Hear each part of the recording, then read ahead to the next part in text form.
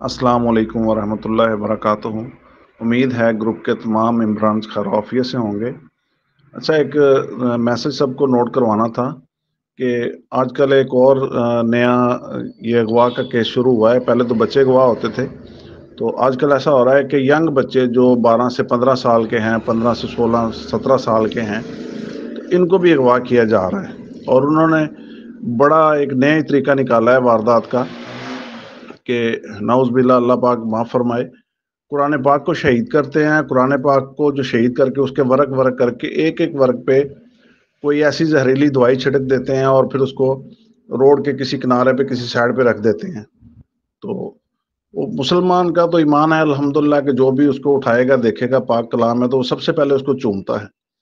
तो जैसे ही बंदा चूमता है उसको, तो वो दवाई का अगर थोड़ा सा भी सांस के अंदर वो दवाई चली जाती है तो वो बंदा फौरन ही 2-3 मिनट के अंदर अंदर वो बंदा बेहोश हो जाता है। फिर उनकी जो गाड़ी पहले किसी जगह पे उन्होंने खड़ी की होती है, वो फ़ौरन से पीछे गाड़ी आती है, जल्दी-जल्दी बंदे को उठा के गाड़ी में डालते हैं और ले जाते हैं। फिर वो ना किसी अस्पताल में पहुँचाते हैं, ना कुछ, उस बंदे का कोई पता ही नहीं है। तो ये एक नया तरीक़ाकार उन्होंने निकाला है अगवा का। बराए मेहरबानी अगर रोड पे किसी भी जगह पे कहीं भी आप लोगों को कुरान पाक के कोई अवराक मिलते हैं, तो चूमने से गुरेज़ करें और उसको बाहिफ़ाज़त किसी जगह पे बॉक्स लगे होते हैं, वहाँ पे डाल दें या किसी दीवार में दे दें।